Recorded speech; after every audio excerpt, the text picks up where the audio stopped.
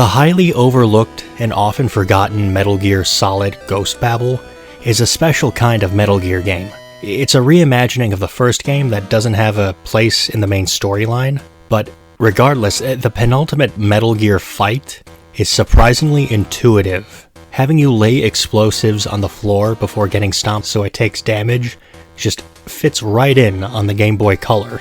On top of that, you throw grenades into these gun hatches that fire at you, similarly to the tank fight in Metal Gear Solid 1. And it just might be the novelty of a Metal Gear game on an old handheld like this, but I really like what this game accomplished. Throughout Shadow Moses, Foxhound has been gunning for you and up until now has failed. Not even Liquid Snake could stop you. So all that stands between you and Metal Gear is Vulcan Raven. In this fight, he's the predator and you're the prey. You're stuck avoiding his line of sight and trying to predict his movements so you can catch him off guard with Nikita missiles and C4. Seeing his field of vision be so much bigger than yours on your radar shows that he means business. Personally, I think Raven is very underrated.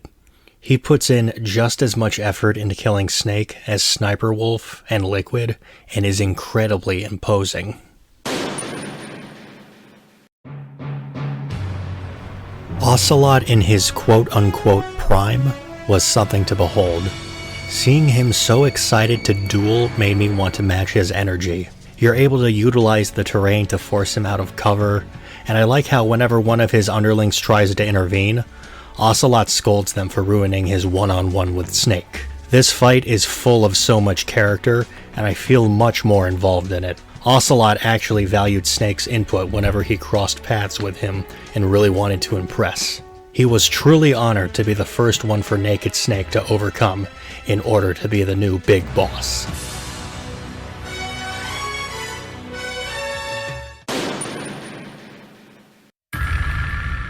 This lady is downright frightening.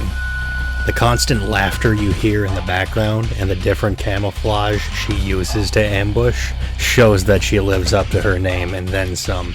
This fight feels like something out of Resident Evil when you're fighting a BOW, and I realize that all the bosses turn into beauties, but seeing Octopus turn for the first time really screwed with my fight or flight response, and you all probably know why. Just what a great fight. It made me realize I couldn't trust my own eyes and had to watch my back constantly. I'm really glad Metal Gear Solid 2 is one of those games people have come around to liking, despite the severe backlash from when it first came out.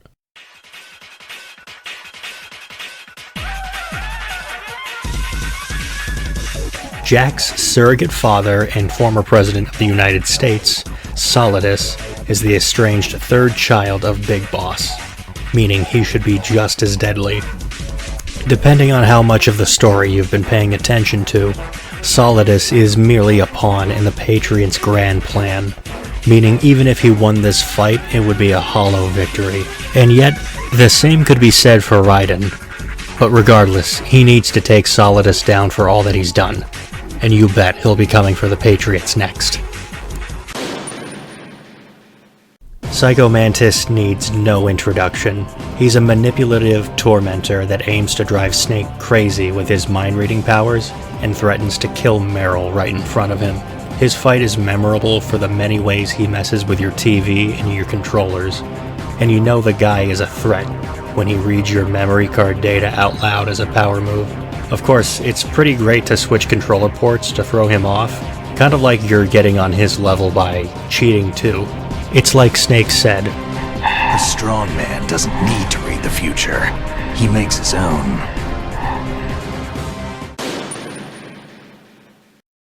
Solidus may have shaped Raiden into the man he is, but Jetstream Sam shaped him into the machine. He's the one who brought Jack the Ripper back. Crazy thing is, he's not even a cyborg. It took mutilating Raiden to get him on the same level. Absolutely astounding. There's a reason you get to play as him in Rising's DLC. The guy is basically worthy enough to have his own spin-off. The oldest Cobra unit member somehow manages to be the most memorable. This guy has seen some things in his lifetime.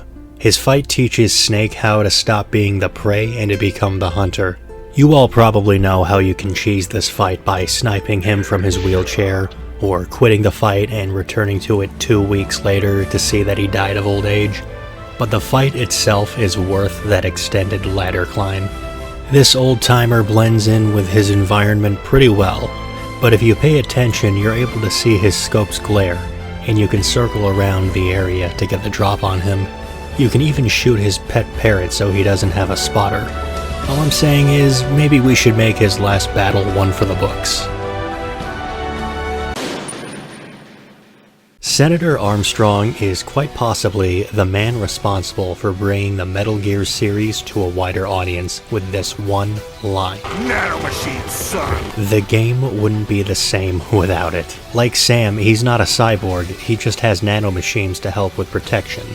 Not to enhance his strength, but to defend himself, and he would have gotten away with his plan if not for that meddling Jetstream Sam and his robotic dog. Ocelot was a conniving bastard throughout the series, double-crossing, heck, triple-crossing nearly everyone he was ever allied with, so it makes sense that he'd be the true final boss of Metal Gear Solid. At first glance, this fight doesn't seem that awesome, but then it hits you like a needle. This is it.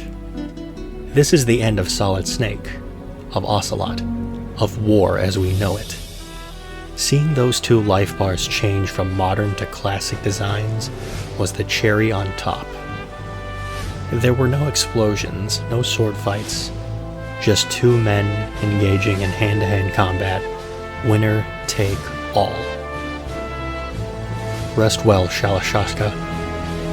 Your gun-twirling journey is over.